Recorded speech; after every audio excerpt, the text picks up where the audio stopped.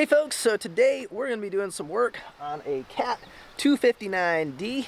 We got a roller assembly that seems to be going out on it. Sometimes when you're driving around you can kind of hear this like chattering noise. And then in addition to that, I took a infrared contactless thermometer and checked the temperature of the kind of the spindle part of each one of the roller assemblies, and most of them were around 60 to 70 degrees after running it around, but one of them was around 120, so that's another kind of a telltale sign that something might not be right with that one.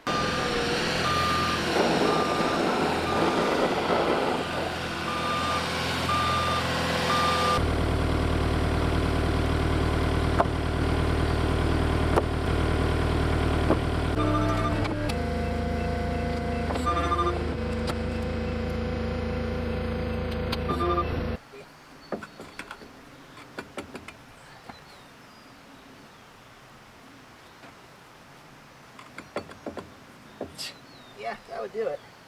Alright, so I didn't do the best job of placing the camera here so that you could see what's going on, but there are two bolts that thread into the roller assembly that hold it on. It's a 30mm bolt, and this is something that I really need to get a breaker bar for pulling stuff like this off of there. As you can imagine, on a machine like this, those bolts are on there really tight. We tried a few different things, and as you can see, the thing that ended up working for this one was using a 30mm box and wrench and smacking it with a hammer, and that managed to get this one loosened up. Now for the other 30mm bolt that's on the inside of the track, that one proved to be a little bit more difficult to get to. Of course, you got a lot more limited space in there. So what I ended up doing was using the same 30mm box and wrench, but using a low profile car jack that we could slide up underneath there and use that to kind of push up on the other side of the wrench to give that leverage, since I can't really get on the wrench to try moving it myself, or there's not enough clearance to smack with the hammer.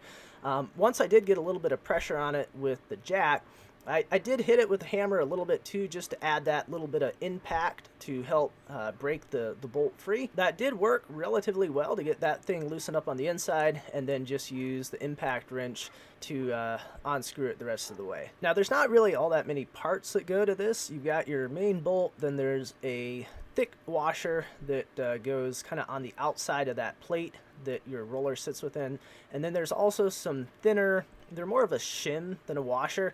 And my understanding is, from what we were told, is that you don't need to use all four of those shim washers. Basically, it's just as many as makes it nice and snug inside of there. Now, once we had both of the bolts loosened up and out of there, that roller is kind of free to move around. And the way that I got that out is just by loosening up all of the tension on the track. So it's opening up that grease zerk there that puts the tension on there, opening that up, letting all that grease squirt out, and then trying to compress that cylinder back in to make the track as slack as possible. Now, it did take a little bit of fiddling around to try and get the old one out of there. I ended up having to use the pry bar a bit to get enough of a gap in there to where I could slide the old roller assembly out. And then for some reason, the new one just went right in. I didn't have to fight it at all. I'm not sure what it was that I did differently between the old one and the new one, but the new one went right in, no problem. I didn't have to pry it in or anything. And then once that was in, it was just the reverse of putting it in, where you put your shims in there, that goes between your roller and kind of the plates, put your bolt and your thick washer on the outside, put that on both sides, tighten them down. Then once that's in place, you can put your grease back into your track tensioner, get that back up where it's supposed to be, and you're done. Alrighty folks, well, we got about maybe another 5 or 10 hours on this new